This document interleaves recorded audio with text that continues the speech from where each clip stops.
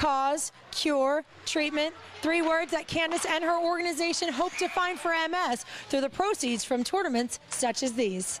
It sounds like a really great time. All right, you heard it here. We have a couple more matches, then we have a championship round after that. Let's take a look at those results. We have the Colts behind me getting ready to take on the Giants, looking for some improvements after a blowout loss last week against the Bills.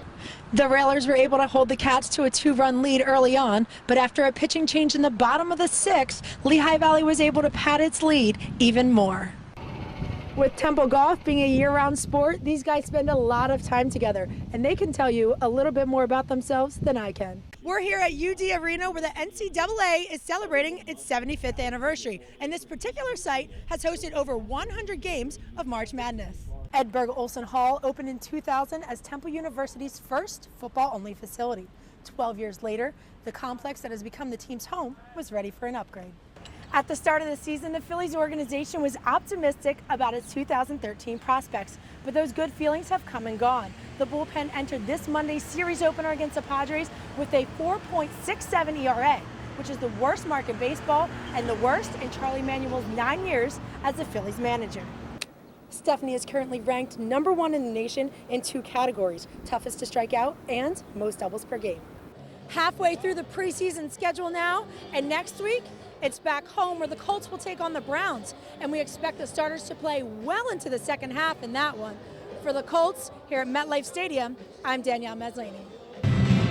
All right, that about wraps it up for the Flyers Wives Carnival. It was a great event, one you shouldn't miss, so make sure you're here next year. Reporting for Flyers TV, I'm Danielle Maslany. Now, I know how you're going to answer this, but I want you to answer it differently. But you're going to ask me the question I'm going anyway. to ask you anyway. Now, you just participated in the regional combine, 6 for 6, 3 that were 50-plus yards. Okay, Brandon, I was just talking to Devin and asking him a couple questions. I'm going to now ask you those questions. Who is the funniest guy on this team? The NBA announced that Miami Heat forward LeBron James has been named the 2013 MVP. This is James' 4th time earning MVP, becoming just one of 5 players to win the award at least 4 times. As if giving up 9 runs in 2 innings didn't make it clear enough, Roy Halladay admits he's having shoulder pain.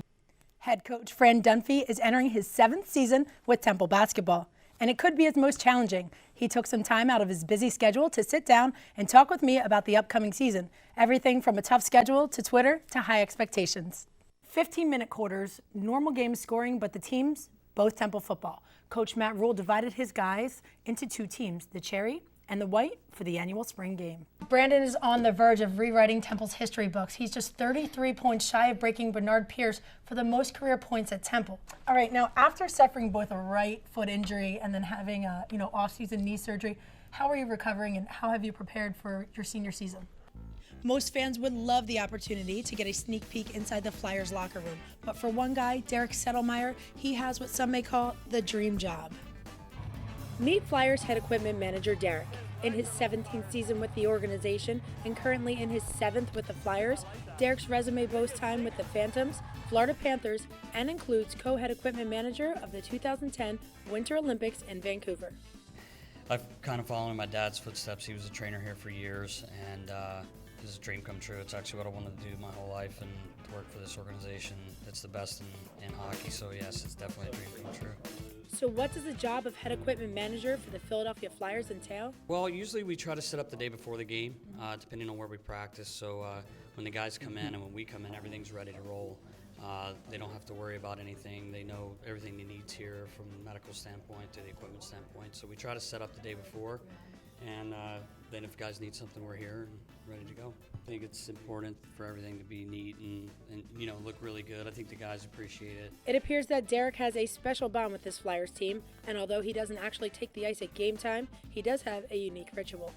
Yeah, as the guys come out for warm-ups, we have a few little routines that we do. Each guy's kind of different, so kind of helps get jacked up for the game, and try a little bit of excitement.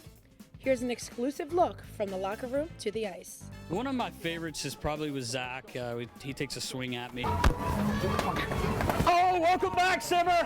In my lane. Let's go, kiddo. What? You want some of that?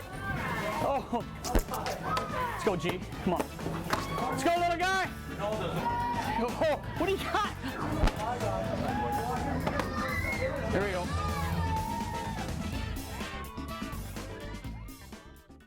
There are many exciting aspects of Derek's job, and one that many may envy is his seat when it comes to game time.